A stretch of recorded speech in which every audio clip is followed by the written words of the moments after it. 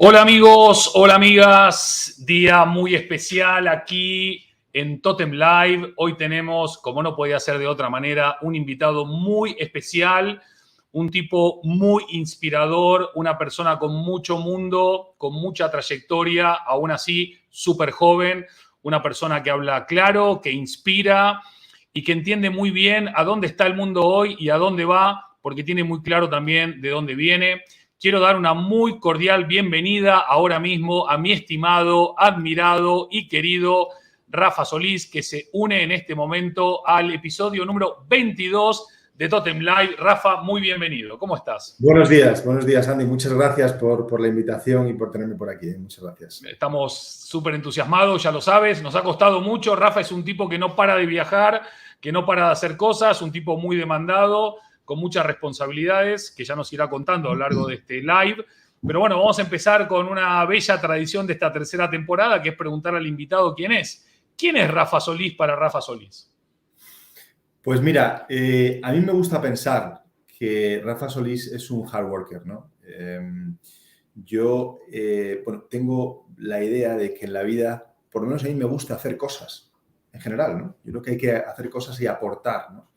Porque al final es lo divertido, es lo que al final pues deja huella, tanto en el ámbito profesional como en el ámbito más personal y ocioso, ¿no? Entonces, oye, yo decía que soy joven, ya soy menos joven, ¿no? O sea, ya, ya estoy en la cuarentena, pero bueno, con 41 años, pues oye, yo soy licenciado, tengo un máster, soy doctor, he escrito un libro, he tenido una hija, he hecho muchos deportes y yo creo que a mí lo que me gusta es Rafael Solís es una persona que hace cosas, ¿no? Y que cuando las hace en profundidad. O sea, que yo, si me permites el adjetivo, pues hard worker, yo creo que sería la etiqueta, ¿no?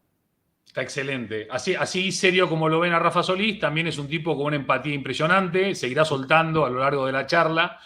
Es cierto que ocupa un puesto de muchísima responsabilidad en la compañía para la que trabaja, pero venimos a hablar de Rafa, no de la empresa. Entonces, Rafa, contame un poco cómo es esto de transformarse en un hard worker, porque me imagino que es algo que va evolucionando con los años, con las experiencias, con los aprendizajes. Uno no tiene 5 años y dice, soy un hard worker. ¿Cómo la vida te fue llevando a la acción? Y también a tanta diversidad de acción, por lo que acabas de enumerar, son muchos frentes a la vez, todos conectados con ese accionar que vos mencionabas. Sí, no, sin duda. Yo creo que la adolescencia y la infancia es una época fundamental en tu vida, ¿no? Y pues yo no he sido una excepción, ¿no? Yo de pequeño era un auténtico desastre, ¿no? O sea, era el típico niño revoltoso que montaba, era el que montaba siempre la historia, ¿no? En casa, ¿no? Siempre que pasaba algo decían que había hecho Rafa, ¿no? O sea, era un poco el tema, ¿no? Entonces, en un momento dado, tal era el exabrupto, ¿no? Y sobre todo, tal era el número de suspensos que tenía yo en bachillerato, que me mandaron a un colegio interno, ¿no? El Colegio San José de Campillos, ¿no? Que es bastante célebre en España y además ha tenido mucha gente también de Latinoamérica yendo al colegio y tal, ¿no? Y ahí fui muy joven, con 12 años, y aprendí algo que no se me ha olvidado. Y por eso decía antes lo de las cosas que aprendes en la adolescencia, que es, oye, si tú quieres salir de aquí y tener un fin de semana, ver a tus padres, tener una vida ociosa, tienes que aprobar todas las asignaturas semanalmente, ¿no? Aprendí Okay. que las cosas requieren de un esfuerzo, ¿no? Y para mí ese fue el benchmark, ¿no? Para mí ese fue el punto de inflexión de decir, ostras, bueno, esto es la vida, ¿no? Y entonces, la vida es dura, la vida no es fácil, hay que trabajarse las cosas y, por tanto, en ese caso, ¿no? Si quieres salir el fin de semana, que era mi objetivo final, pues tienes que aprobarlo todo, ¿no? Entonces, yo pasé a ser el más malo de la clase a ser el número uno de la clase, ¿no? En pocos meses, ¿no? Y para mí, yo creo que ese fue el punto de inflexión importante.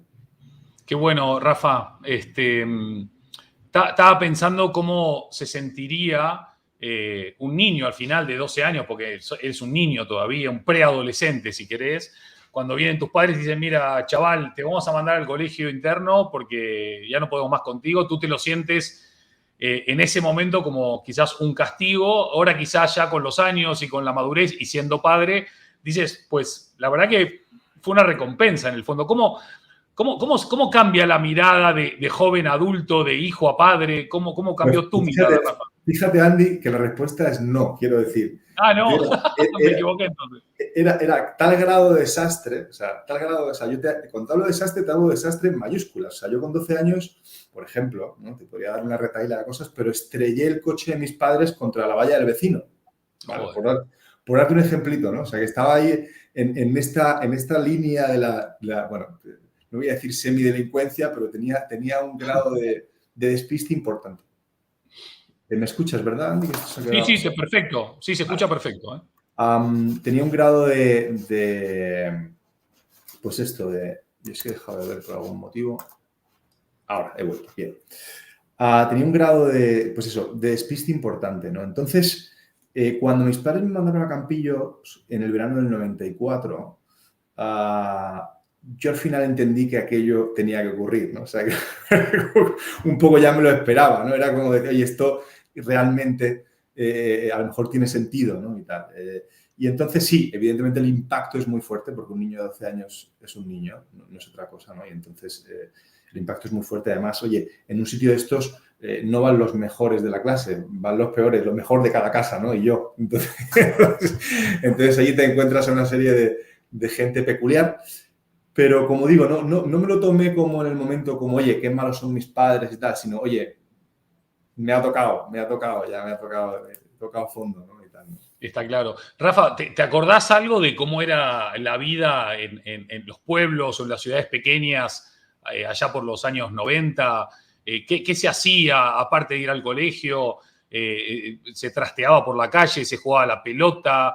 ¿Se molestaba a alguien? ¿Cómo era un poco esa vida sin internet, sin dispositivos, con tiempo libre, con espacios de ocio casi infinitos? ¿Tenés recuerdos de esos tiempos? Mis recuerdos antes de ir al colegio, pues como digo, eran semidelictivos, ¿no? Éramos pequeños, pero éramos tremendos. Pero sí es cierto que si te cojo el hilo aquí, te recojo el guante, porque hay algo que yo invito, ahora que está muy de moda el tema de la despoblación rural, ¿no? Que es un fenómeno que ocurre desde 1850, ¿no? El éxodo rural, la gente deja las zonas rurales para irse a grandes urbes, principalmente porque tienen más oportunidades de trabajo, y esto sigue ocurriendo, ¿no? De hecho, en EDPR tenemos un programa de RSC que intenta mitigar esto. Pero cuando de repente vives en un pueblo pequeño, ¿no? Como en este colegio de Campillo era un pueblo de 5.000 habitantes, descubres un universo de interactuación. Tú cuando vives en París, vives en Nueva York, vives en Tokio, vives en Madrid, son ciudades tremendamente impersonales. ¿Vale? Tienes que hacer un esfuerzo para relacionarte con la gente, ¿no? Oye, vamos a quedar para comer, vamos a quedar para hacer... Tienes que montar eventos, tienes que hacer cosas para verte con la gente. Si no, no te ves con nadie. Sin embargo, en estos pueblos las cosas ocurrían. O sea, es verdad que no había móviles, pero tú no quedabas con nadie. Tú salías a la calle y entonces se iban produciendo una serie de happenings, de situaciones, que al final te llevaban a un punto final, ¿no? Y esto no lo he vuelto a vivir. Por el hecho de que me he ido a vivir en grandes ciudades, ¿no? He vivido en Madrid, he vivido en La Haya, he vivido en... Y la verdad que lo echo de menos, ¿no? Ese punto de, vale, por un lado, no tener tecnología, pero por otro, vivir en una población pequeña es una experiencia muy interesante y yo invito a todo el mundo a que, si tienen la oportunidad, que la vivan. Qué loco. ¿Sabes que tengo un amigo que también vino de un pequeño pueblo, digámosle, a vivir a Madrid y en verano siempre vuelve a ese pueblo a ver a sus padres, pero sobre todo se encuentra con la pandilla de amigos de cuando eran pequeñitos. Uno es policía, el otro es carnicero, el otro es bombero voluntario, el otro tiene una pequeña tienda, el otro es panadero y él es... Bueno, no voy a decir quién es, pero es una persona muy importante, de una gran multinacional, pero cuando se encuentra con sus amigos es como que vuelve a ser ese pequeño él de 8, 9, 10 años y en el fondo me dice a veces, ¿sabes qué envidio la felicidad que algunos tienen de estar haciendo lo que les gusta sin esa ambición, que yo sí tengo, me dice, de haber ido a conquistar el mundo? Con lo cual también hay muchos mundos al mismo tiempo sucediendo, más allá de que nosotros creamos que nuestro mundo es el mundo, ¿no, Rafa? Totalmente, o sea, totalmente. Yo creo que lo importante es ser feliz, ¿no? Hay que buscar la forma de ser feliz, no hay que perder el tiempo. Ahora me encontraba con con un colega aquí en el ascensor, ¿no? Y me decía, no, claro, o sea, hay que aprovechar, hay que aprovechar cada momento, hay que disfrutar, ¿no? Porque es que lo contrario es absurdo. Pero sí, estoy totalmente de acuerdo, ¿no? O sea, nos han educado en esta cultura liberal, ¿no? Que te voy a contar a ti, Andy, y a mí. O sea, nosotros estamos metidos aquí, claro. Pero lo cierto es que para ser feliz no hace falta todo esto, ¿no? O sea, es que a lo mejor esa persona que está en una población de 1.000 habitantes, en un pueblo de 500 o de 5.000, y que de repente no tiene unos ingresos muy importantes, pero que es profundamente feliz, ¿no? Porque puede hacer lo que le gusta, puede pintar, o puede escalar, o puede hacer cualquier cosa que haga que le guste, ¿no? Es eso, ¿no? Yo creo que hay muchas formas de ser feliz, sí. Qué lindo, Rafa. Y sí, y cada uno tendrá que buscar la suya o tratar de descubrirla o crearla. Pensaba hace un ratito cuando hablabas de la falta de tiempo o del mal uso o mala gestión del tiempo. La última vez que conversamos me hablabas de que aparte de estar viajando por medio mundo o por parte de este gran mundo, además dabas clases, además escribiste un libro, etcétera, etcétera, etcétera. ¿Cómo un tipo como vos gestiona su propio tiempo? ¿Cómo encontrás tus espacios para el deporte o para el ocio o para estar con la familia? ¿De qué manera hay algún tip, alguna fórmula que te esté resultando útil que puedas compartir con nuestros totemitas que nos acompañan hoy? Ostras, esta pregunta es que me vienes, fíjate, la estaba pensando ayer, ¿no? Porque estoy haciendo un curso de formación muy bueno, por cierto, en JIC, para executives, ¿no? Sobre public affairs, ¿no? Que es una palabra ahora que está muy de moda, ¿no? Este tema de los public affairs que se está metiendo en el mundo de la comunicación y cada vez con más peso, ¿no? Porque cada vez se regula más, ¿no?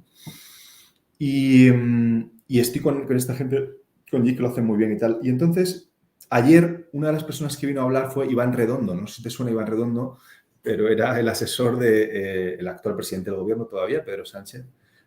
Y es un tío bastante inteligente, ¿no?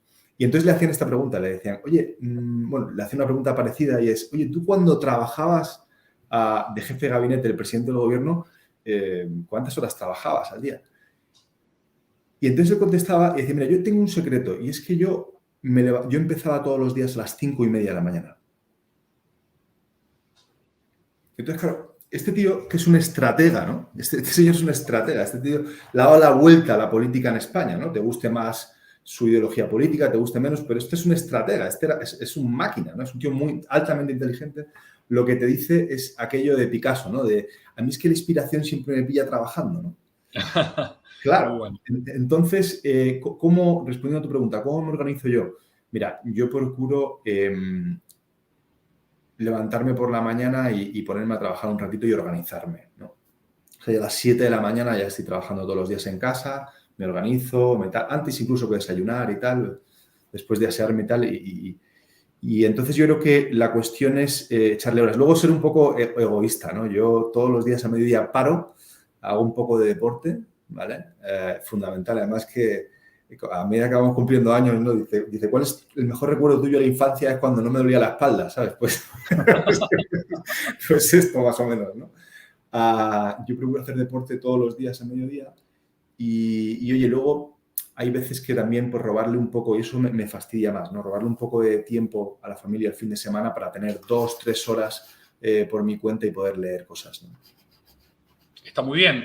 Y dentro de la lectura, Rafa, ficción, biografías, temas de candente actualidad, temas históricos, ¿qué es lo que más te atrapa, te captura, te atrae en estos tiempos?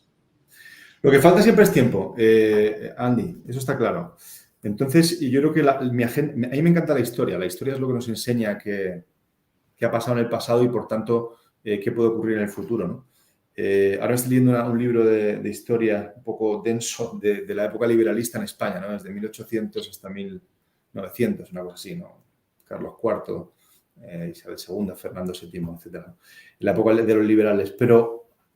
Pero manda la agenda, ¿no? Entonces yo, como tengo que dar clases el año que viene, es que comentabas tú antes, pues yo ahora estoy muy centrado y quiero meterles a mis alumnos mucha información de esto que me dedico más ahora, que son los Public Affairs. Pues me estoy leyendo mucho paper, mucho manual, mucho libro sobre Public Affairs. O sea, que yo creo que tengo ahí una mezcla entre ensayos y más lectura, digamos, académica y luego lectura más ociosa, que sí, ahí lo que pillo, leo lo que pillo, historia, novela menos, pero también literatura algunas veces, incluso poesía, si tengo un rato, lo que pillo por ahí. Qué grande. Rafa, nos acompañan en los Totem Live personas, obviamente, de España, México, Colombia, Perú, Panamá, Dominicana, Argentina. Bueno, todo Hispanoamérica nos acompaña. También un montón de personas hispanohablantes de otros lugares. Al final, cuando ves las analíticas, te sale de Escandinavia, te sale de Australia, te sale de China. Decís, bueno, qué bien. Después es cierto que vamos con subtítulos en inglés. Contale a los totemitas que nos acompañan en cada episodio de Totem Live un poco, o sea, qué son los public affairs, por qué son relevantes, por qué están on trend y qué impacto tienen para el ciudadano de a pie y de qué manera tu trabajo contribuye a mejorar, evolucionar, transformar esa realidad o impactarla positivamente. Mira, yo creo que lo más guay en la vida es tener nuevos proyectos, ¿no? Y salir de la zona de confort, ¿no? Porque ahí es donde ocurren las cosas, ¿no? Y donde tienes que esforzarte y dar más, ¿no? Hace unos años daba en la universidad clases de branding, entonces me tocaba coger los libros de Andy Stallman y decir, bueno, a ver de qué va esto, ¿sabes? A ver de qué va, no, pero en serio, y a ver cómo va esto, y cómo lo puedo estructurar yo en una presentación para contárselo a los niños y motivarles, ¿no? Y que realmente lo vean como algo que es interesante y explicarlo de forma pasional, ¿no? Y ahora me está tocando con los public affairs, ¿no? Revisar un poco la literatura científica y ver de qué va. Es muy curioso lo de los public affairs porque no existía hace poco. Es decir, te daré un dato. En español no existe un manual en public affairs. No hay ninguno. Wow. A lo mejor es algo que podemos hacer tú y yo, Andy. O sea, bueno, tomamos nota, ¿eh? Tomemos nota. No existe, o sea, no hay un manual. Sí hay en inglés, uno de Harris y Fleischer, ¿no? Y manual ahí de una serie de académicos estadounidenses, pero no hay en español. Con lo cual, oye, hay poca literatura científica y esta función ha ido evolucionando en los últimos 10, 20 años, no más. Bien, ¿qué son los public affairs? Una cosa muy sencilla, que es buscar puntos de unión entre los intereses de la empresa y los intereses públicos. Punto, pelota, ¿no? Entonces, lo que intentan hacer las corporaciones, legítimamente, esta palabra denostada del lobby, lo que intentan hacer es influenciar a quien legisla para que, digamos, legislen a favor de los intereses de la empresa o la organización. Estos son los public affairs, ¿no? Tan sencillo como eso, no hay que darle más vueltas. Luego, las técnicas pueden ser muchas, tienen las técnicas del marketing, ¿no? Es moverlo en redes sociales, moverlo incluso en medios, en tal. Tu mensaje para influenciar a los políticos, o puede ser lo que se llama lobby directo, ¿no? Que es directamente ir a ver al político y decirle, oye, mira, con esta legislación me matas y cierro la empresa, entonces no me lo hagas así.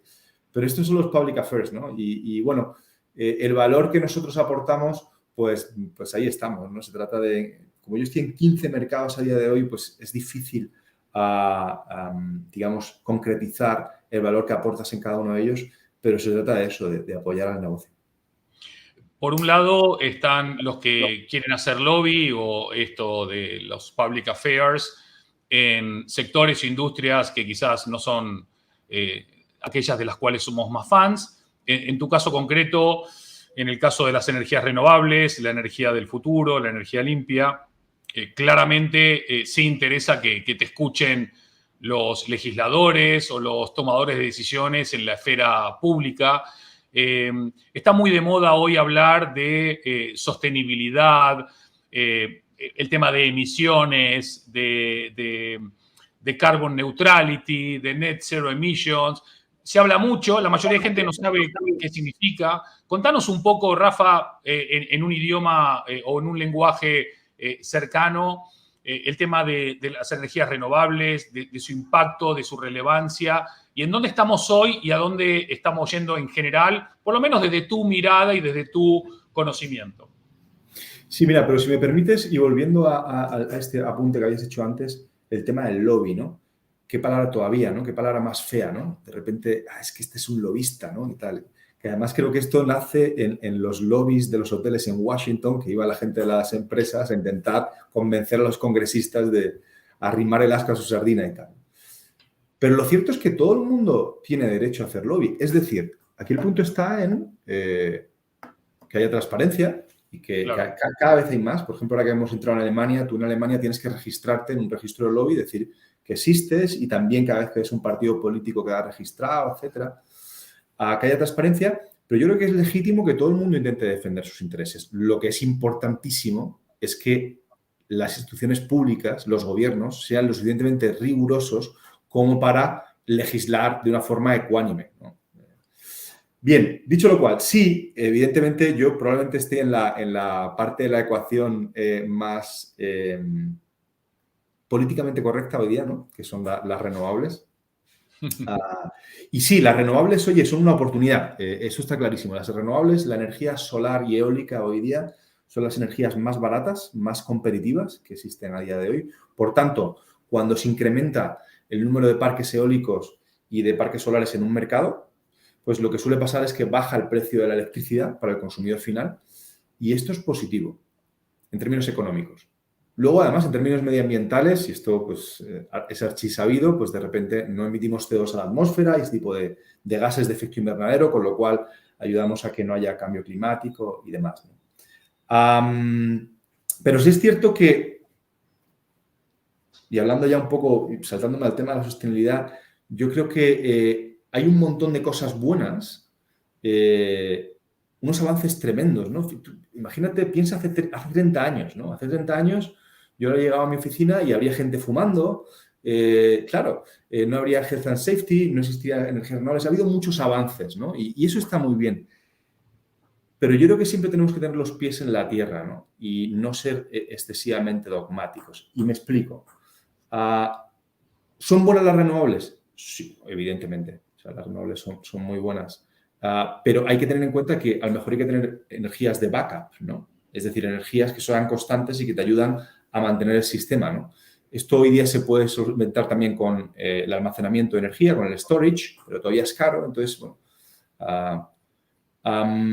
es bueno, yo qué sé, las políticas de health and safety. Claro que son buenas las políticas de health and safety. Hemos mejorado muchísimo en no tener accidentes, pero tienes que tener cuidado de no pasarte de frenada y no, digamos, impedir que tus operaciones sigan adelante. ¿Es buena la inclusión? Sí, claro que es buena la inclusión, es buenísima la inclusión, pero tienes que tener cuidado de no acabar con la meritocracia, ¿no? Entonces, esto que se llama ahora la cultura woke, ¿no? Y tal, pues yo creo que es algo que hay que tener de referencia. Yo creo que hemos avanzado muchísimo, es buenísimo esto que está pasando, pero yo creo que hay que tener los pies en la tierra y no ser dogmáticos en ningún ámbito, ¿no?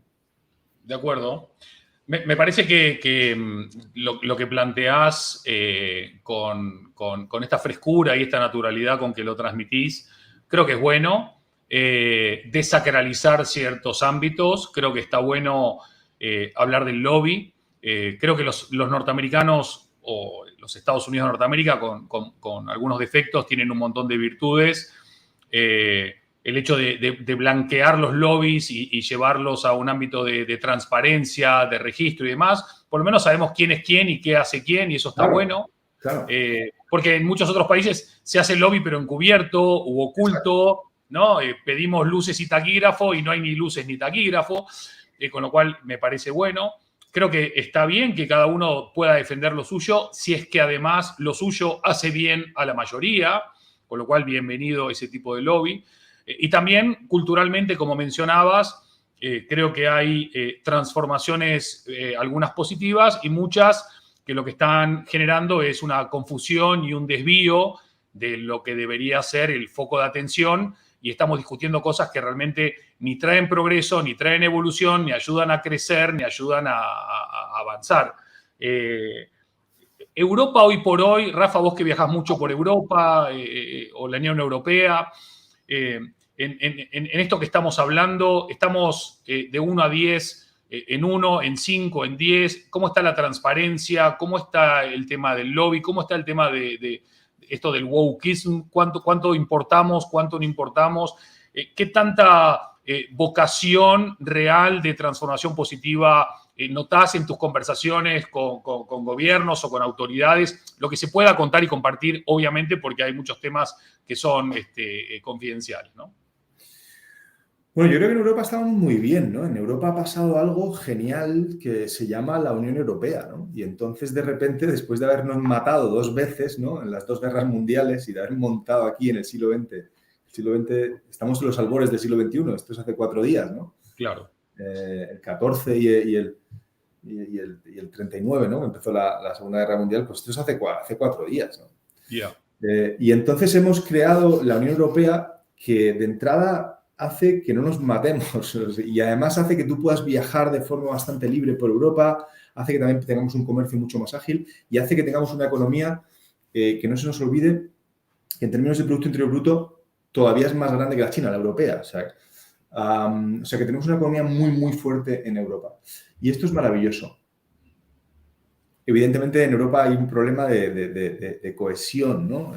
Tenemos una serie de instituciones, Parlamento Europeo, la Comisión Europea, el Banco Central Europeo, etcétera. Pero a veces, bueno, pues los Estados miembros hacen políticas, digamos, de forma independiente por su lado, y esa falta de cohesión, pues impide a lo mejor bueno, pues que seamos más fuertes, ¿no? Y que las empresas puedan desarrollarse de una forma más clara. Pero yo creo que vamos en el buen camino. Yo creo que hay una gran transparencia. Yo creo que las instituciones europeas son robustas. Yo creo que estamos bien. Yo siempre me acuerdo de mis amigos latinoamericanos, ¿no? Cuando tengo aquí amigos de Colombia, de Venezuela, en Madrid, y te quejas de algo, te dicen, tú no tienes ni idea. O sea, Es verdad. o sea, tú no tienes ni idea. O sea, aquí estáis fenómenos, ¿no? O sea, aquí esto va como un tiro. O sea, esto no tiene problema. Y llevan razón. Por lo tanto, yo creo que hay que ser optimista y en Europa tenemos algo maravilloso. Sí, realmente los que vinimos de Latinoamérica, cuando vemos las preocupaciones o las quejas acá en Problemas España. del primer mundo, ¿no? Problemas del primer mundo. Sí, no puedes creerlo. Esto no es nada, esto no se puede ni denominar crisis, no tiene ningún sentido. Hablando de España o de la península ibérica, hoy por hoy, cuando viajás por Europa a diferentes lugares y venís de España o venís de la península ibérica, Portugal, ¿cómo nos ven? ¿Nos siguen viendo como el sur de Europa, como siesta y fiesta, o ya hay más respeto en cuanto a avances, innovación, talento? ¿Cómo sentís que nos están percibiendo o cómo te dicen que nos ven? Oye, lo que me gusta es que tú ya te incluyes como uno más, que es con el Por acento... supuesto. Voy a cumplir 21 años, ya casi la mitad Claro. español. Totalmente. Esto, saliendo de la adolescencia, pero ya un adulto casi. Española. No, yo creo que España ha dado un cambio brutal, ¿no? Yo creo que en España somos muy pesimistas, ¿no? Yo creo que hay 2 termómetros que a mí me gusta, dos gremios, ¿no? Donde tú mides cómo piensa la gente en un país y son los taxistas y los peluqueros, ¿no? Que son gente sabia, ¿no? Y que entonces ellos te enteras de un poco qué piensa la sociedad a partir de estos 2 gremios, ¿no? Y cuando tú te metes en un taxi, normalmente es pues eso, quejarte, no, es que en España, no, esto y lo otro, y es que somos un desastre porque esto lo hemos hecho mal y porque es que Sánchez del otro más para allá. Sin embargo, España es una potencia turística mundial. Sin embargo, España exporta know-how en términos de energías renovables a nivel mundial.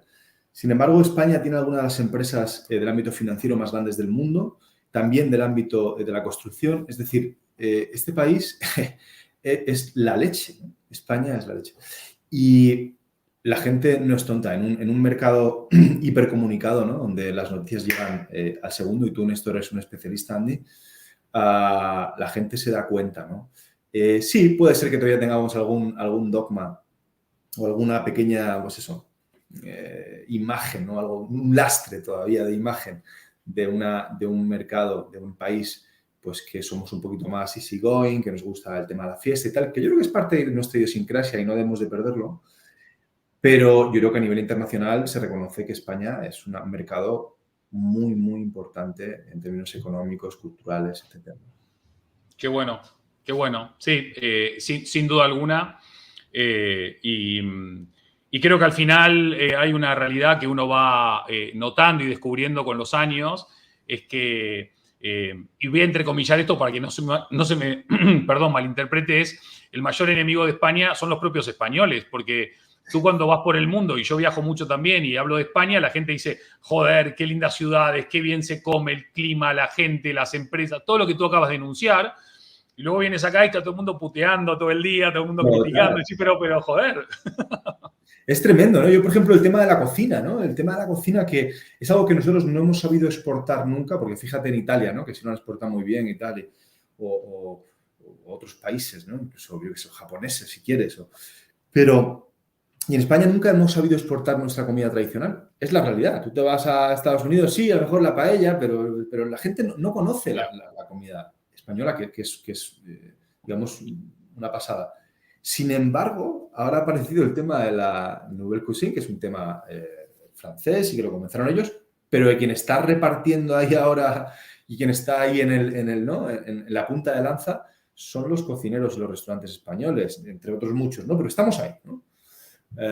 Fíjate qué curioso, ¿no? O sea, que yo creo que en España están ocurriendo un montón de cosas y que debemos de tirar de ellas. Yo de todas formas sí creo que, y por hacer aquí un apunte casi liberal, ¿no? Es que yo creo que sí en Europa en general y en España en particular ocurre algo que yo creo que es malo y es que hay poca libertad para el empresario. Y tú que eres empresario, Andy, lo entenderás. Es decir, pagamos muchos impuestos. Macho. O sea, es que os fríen. O sea, es muy complicado emprender en este país, ¿no? Y en Europa, yo creo en general. ¿No? Cuando hablas con franceses, cuando hablas con... es incluso peor.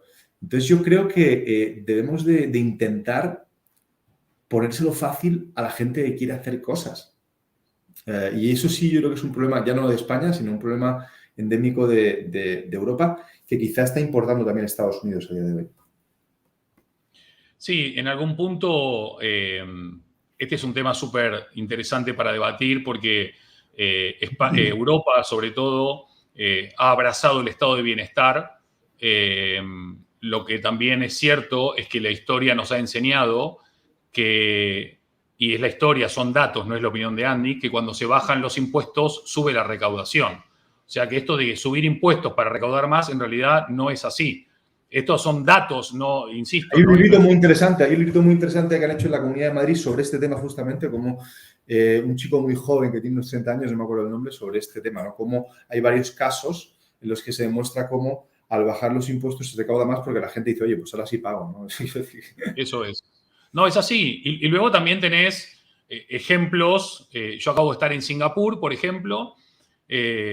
También los impuestos son tremendos, sobre todo si sos expatriado o extranjero, ni te cuento, pero el sistema de salud es una cosa de locos. En Finlandia prácticamente no hay colegios privados porque el sistema educativo es tan sobresaliente que no hay lugar, no hay margen, no hay espacio para que venga un colegio privado. Lo hay, pero es casi mínimo en relación al total. Pero es verdad que también el estado de bienestar y tal y como lo conocemos es un arma de doble filo, ¿no? Porque cuando vos tenés una persona que entre subsidios, apoyos y esto y lo otro cobra lo mismo que lo que sería un sueldo, pues ¿para qué va a trabajar? Claro. Y el problema hoy es que si no trabajamos, no generamos, no cuidamos, no protegemos el futuro, pero ya ni siquiera para cuidar las pensiones o las jubilaciones, sino porque trabajar también está bueno para la mente, para el cuerpo, para el estado de ánimo, que estar todo el día mirando el techo, ¿no? Claro, claro. No, totalmente. Yo creo que, fíjate, esto es volviendo a la primera pregunta, ¿no? Y es la cultura del esfuerzo, ¿no? Yo creo que lo que yo aprendí de pequeño fue esto, ¿no? De que cuando tú te esfuerzas, tienes una recompensa, ¿no? Y esto es algo que yo creo que es vital que la gente joven, ¿no? Las nuevas generaciones aprendan. Y es verdad que la socialdemocracia algunas veces les impide aprender esto. Están tan protegidos que no aprenden esto, ¿no? En la época de mi padre lo hacían con un sopapo, ¿no? Entonces directo, pa. Directo, y entonces aprendía. Pero ahora es esto, es, oye, aprende que si no te esfuerzas no consigues esa recompensa, ¿no? Y sí, pero... yo creo que es maravilloso tener educación gratuita, sanidad, ¿no? Estas cosas que tenemos en España que eran impensables. Yeah. Pero que, sin embargo, oye, cuidado con la protección porque puede ser dañina, ¿no? Hay un tema con el tema del esfuerzo, Rafa, que en los últimos 3, 4, 5 meses me han llamado muchos padres y me dicen, oye, ¿puedes hablar con mi hijo que se acaba de recibir o que se recibió hace un año o que se está recibiendo? Un poco para orientarlo, para darle una opinión que no sea la de su papá o de su mamá. Y he hablado con chicos de España, de Latinoamérica, de otros lugares también. Y en ninguno de los casos me tocó hablar con jóvenes vagos o con jóvenes desmotivados o con jóvenes acomodados, nada, al contrario. Chicos que quizás lo que sí tenían en común es que no querían cumplir las expectativas de sus padres, sino cumplir sus propias expectativas. Eso es normal. ¿No? Que está muy bien. Y en algún punto lo que a mí me está pasando a esta altura de la vida es que yo soy hijo de la cultura del esfuerzo y del sacrificio porque lo vi en mis abuelos, lo vi en mis padres y es como me enseñaron a mí. Oye, la puntualidad es innegociable, el esfuerzo es innegociable, hay que entregarse, no, bueno, en fin, el respeto, los valores y todo lo que ya conocemos los de nuestra generación. Pero en algún punto el otro día me quedé como en offside hablando con una señora que casi está por los 70 años, que trabajó toda su vida y me dice, pues ¿sabes lo que te digo, Andy? A mí que la juventud quiera conciliar más, no sacrificarse tanto, poder tener la semana de 4 días, a mí me parece muy loable, ¿no? Yo le di mi visión, que obviamente no estaba en ese lado del mostrador, y nos enzarzamos en una muy buena discusión, pero no era una discusión entre bueno, no quiero decir viejo, entre un adulto vintage y un joven, sino entre dos adultos. Yeah. Es probable que ahora mismo estemos en medio de un mare magnum que no sepamos para dónde va a salir. Lo que sí tengo claro es una cosa, habiendo vuelto recién de Asia, si en Europa no curramos más, no trabajamos más y no nos esforzamos más, vamos a ser una isla o una sucursal de Asia en una década. Sí, o en 2, da igual, pero... Sí, está claro. O sea, vamos a ver, yo estoy de acuerdo con la señora. Ya uno cuando va cumpliendo años se va dando cuenta. El otro día no pude ir a la función de mi hija, tiene 4 años y hacía una función en el colegio a las 10 de la mañana, yo viajaba a Bucarest y no pude ir, ¿no? Y esto luego me dolió en el alma, ¿no? Yeah. Y lo comentaba en un evento con un también empresario, amigo mío, que tiene una agencia de eventos y tal, y me dice, te has equivocado. Pues sí, dice, estoy de acuerdo. Deberías de haber ido a la función y no haber ido a Bucarest, ¿no? Aunque lo tuvieses el viaje ya reservado y tal. Dice, porque lo de Bucarest, el trabajo, dice, pero en la función no va a volver a ocurrir más, ¿sabes? Y dije, ostras, este tío lleva razón. y la he cagado, ¿no? Y eso se me quedó ahí grabado, ¿no? Entonces, yo estoy de acuerdo con la señora, ¿vale? Yo creo que esa filosofía de la conciliación, esa filosofía de decir, oye, voy a hipotecar esto por mi familia, es algo que hay que tener presente. Y yo, como buen persona que le gusta hacer cosas, me lo he saltado muchas veces y estoy aprendiendo que hay que hipotecar, ¿no? Hay que hipotecar y dar tiempo a la familia, a las cosas que realmente importan. Pero claro, dicho lo cual, nadie da duros a 3 pesetas, ¿no? Que decimos en España. Y entonces, claro, lo que tú has dicho es básico. O sea, en Europa, si no estamos muy listos y somos muy innovadores, que también es una vía para estar ahí en el mercado, nos están comiendo la tostada, ¿no? Nos están comiendo la tostada, ¿no? China, India, en fin, países asiáticos.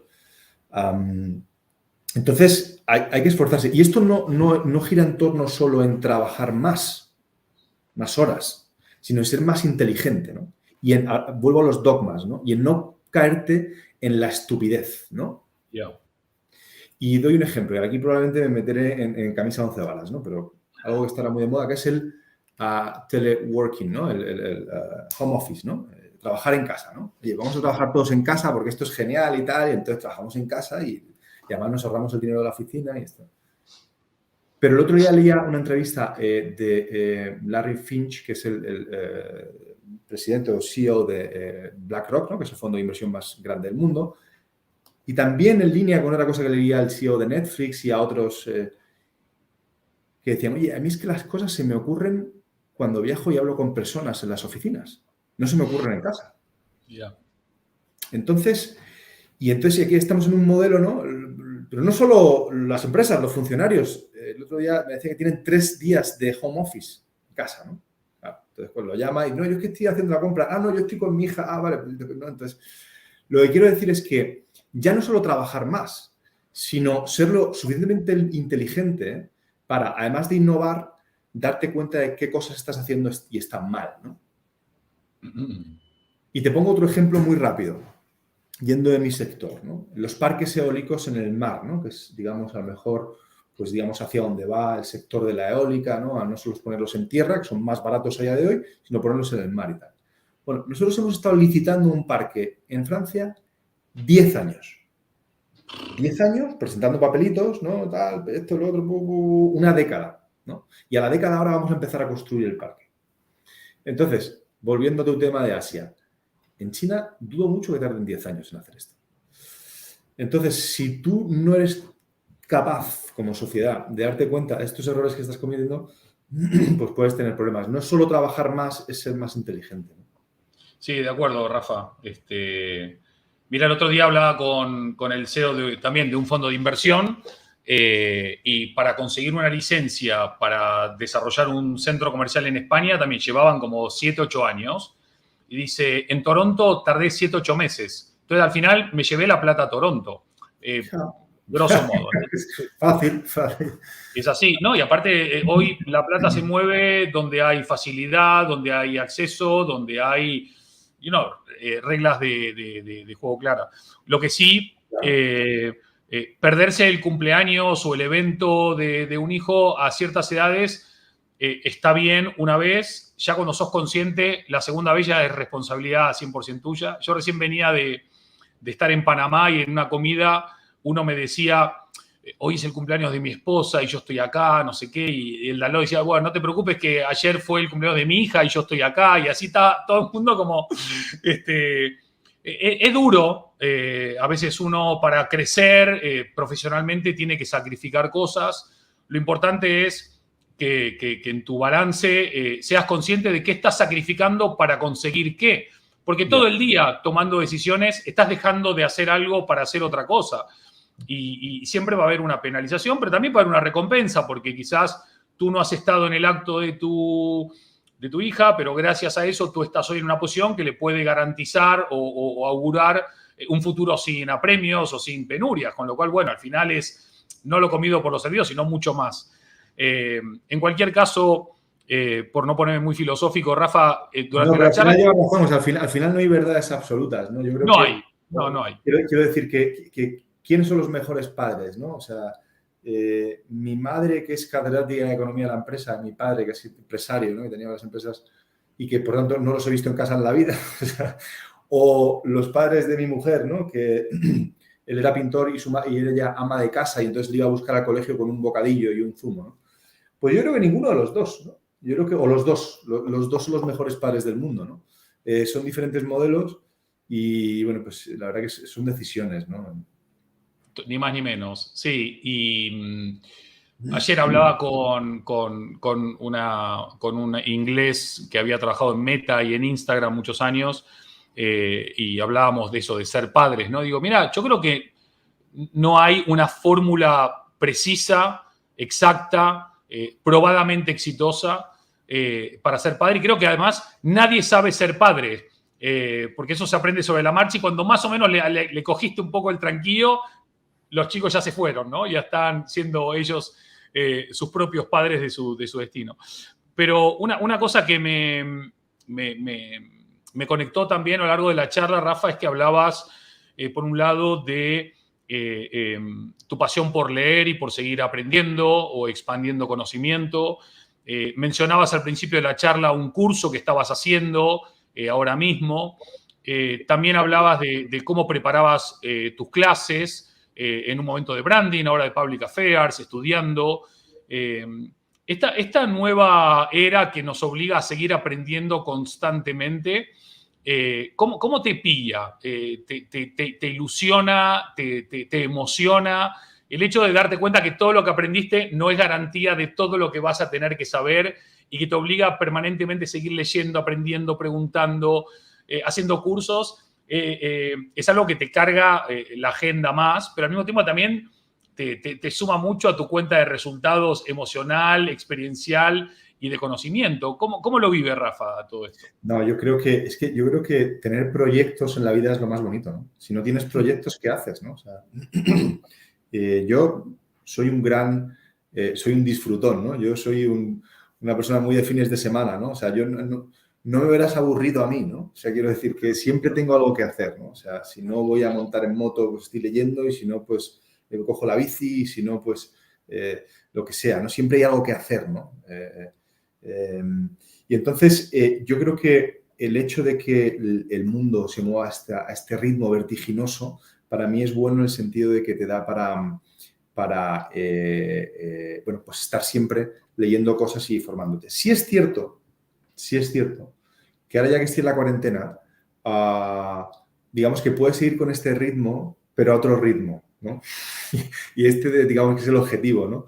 En un largo plazo no muy lejano, pues oye, seguir formándote, seguir teniendo proyectos, seguir teniendo cositas, pero a lo mejor no a este ritmo que llevo a día de hoy. A lo mejor es algo ilusorio, ¿no? Y es una ilusión así no alcanzable, pero sí me gustaría en algún momento determinado bajar un poquito el ritmo y quizá hacerlo de otra manera, ¿no? Qué bueno.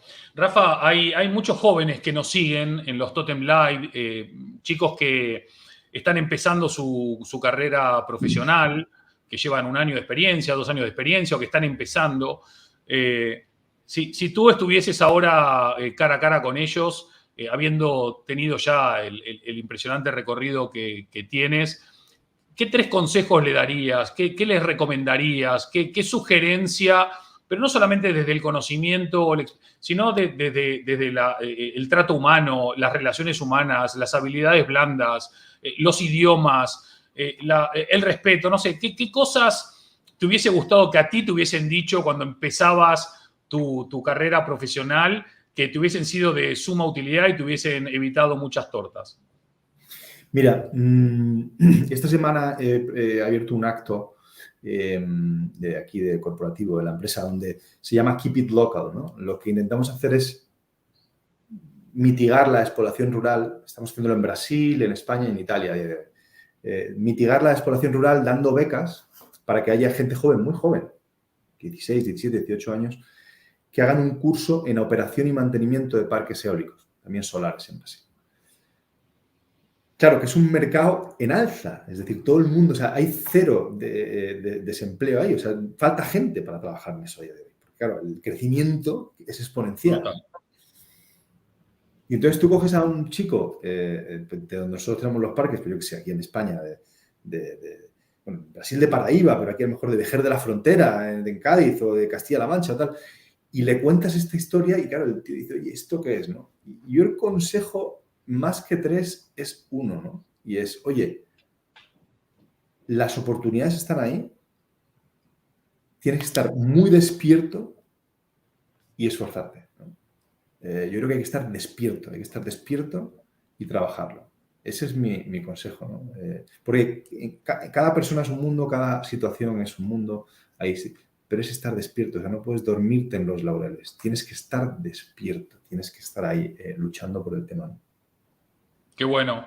Hay que estar despierto porque hoy se habla mucho de hay que soñar, hay que soñar, hay que soñar. Sí, soñar está bien, pero despertarse y hacer está incluso mejor, ¿no? Fíjate, Iván Redondo, que a las 5:30 ya está despierto. Sí. Bueno, también es cierto que el arrancar esa hora te da cierto silencio y cierta tranquilidad para poder planificar y organizarse, sin duda. Rafa, entrando en la recta final de este episodio 22 de Totem Live, ustedes que, como acabas de contar, ¿no? Empiezan un proyecto y lo mismo tarda 20 años en concretarse, ¿no? Entre los 10 años que te dan la licencia y los 5 o 10 años entre instalar todo, no, luego construir es rápido, luego construir en 1 año lo tienes. Entonces mejor.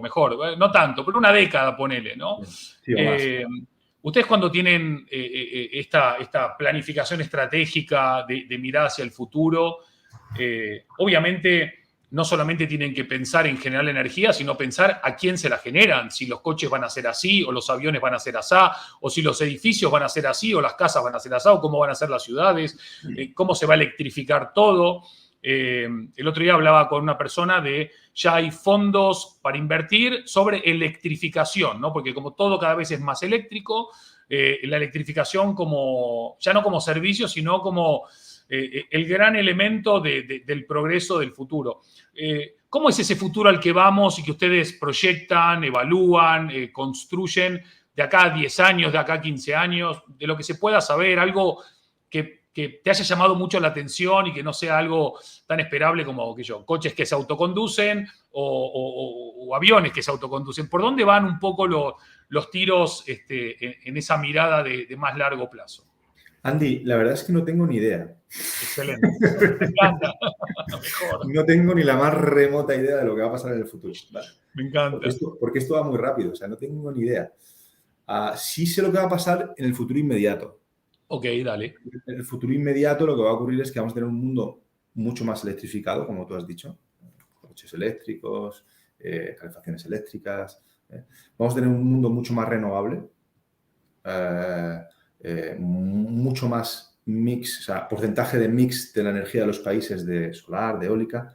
Vamos a tener un mundo muy probablemente donde va a haber más almacenamiento de energía, porque como el sol y el viento no siempre, digamos, están operando, pues vamos a necesitar formas de almacenarlo, ¿no? O sea, a través de baterías de litio. Y bueno, y ese tema del hidrógeno, que todavía es una incógnita, pero que podría, el hidrógeno verde, y podría formar un papel y tal, aunque requiere infraestructuras, es una incógnita, aunque Europa está apostando por ello muchísimo y van a subvencionarlo y tal. Sí veo en el futuro inmediato también, por ejemplo, ese tema que está hiper de moda, que es el tema del ChatGPT, ¿no? Y que de repente ahora resulta que esto puede hacerlo todo, ¿no? O sea, tú metes en el ChatGPT cualquier cosa que tengas que hacer y te lo devuelve. Y dices, coño, tontería. Entonces te metes tú y dices, ostras, esto funciona. Y dices, ostras, ¿no? Entonces, claro, o sea, dices, pues yo qué sé, para investigar, ¿no? Pues, oye, pues a lo mejor es que me puede hacer resumen de papers y me puede... Y no solo está ChatGPT, sino que hay un montón de algoritmos de este tipo, de inteligencia artificial, que te lanzan cosas en un segundo, ¿no? Entonces, cuando tú preguntas, ¿qué va a pasar en el futuro? Pues no lo sé. Y probablemente esto cambie a un ritmo vertiginoso.